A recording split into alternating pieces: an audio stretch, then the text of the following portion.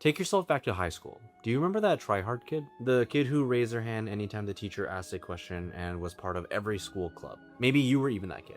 Hold on to that thought for a second. So I've been in Milan the last little bit, and I've been fascinated lately by the Italian concept of sprezzatura by 16th century diplomat Baldassare Castiglione, which is this aspirational way to carry yourself that involves doing things with a particular ease. But it's more than that. It's a disdain or contempt for the difficulty itself. That you're barely trying, and that the difficulty that would consume an ordinary person is, for you, barely worth acknowledging. However pretentious this sounds, this is actually viewed very positively if performed correctly. But this got me thinking back to high school, where I'm sure we all have an experience like this. But being seen as a tryhard was an unforgivable offense. It was a social death sentence that we all quietly feared, but no one could tell you exactly why. And today I want to explore why.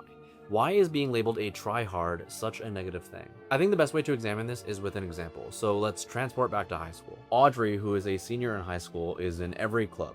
Model UN, the school newspaper, the science fair. She's the type to raise her hand before the teacher finishes the question. She stays after class to ask follow-up questions. The other kids label her as a teacher's pet. But teachers love her. She wins awards at school. She gets leadership positions. And the official game, the one schools exist to administer, is validating her completely. But the peer game is running a different verdict simultaneously. The thing about Audrey is that while she was an incredibly high achiever, socially, she was viewed in a different light. She exists outside the radius for a lot of things, like the party invites and the group chats. Among her peers, they cringe that she's trying too hard. And this isn't a conscious or an active thing.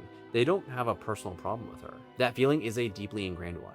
But where did it come from? Well, to answer that, we need to go back 500 years to Renaissance Italy. In Castiglione's The Book of the Courtier, he stages a series of evening conversations around a single idea. What does the ideal courtier look like?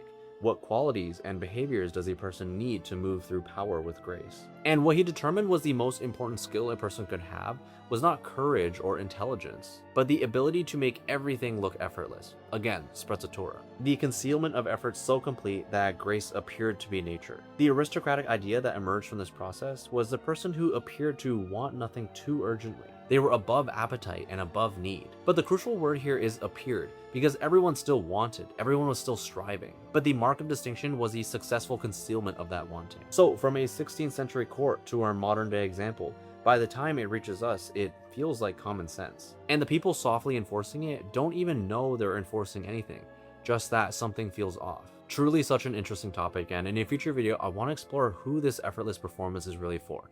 So if you want that, please like and follow, and let me know what you think in the comments.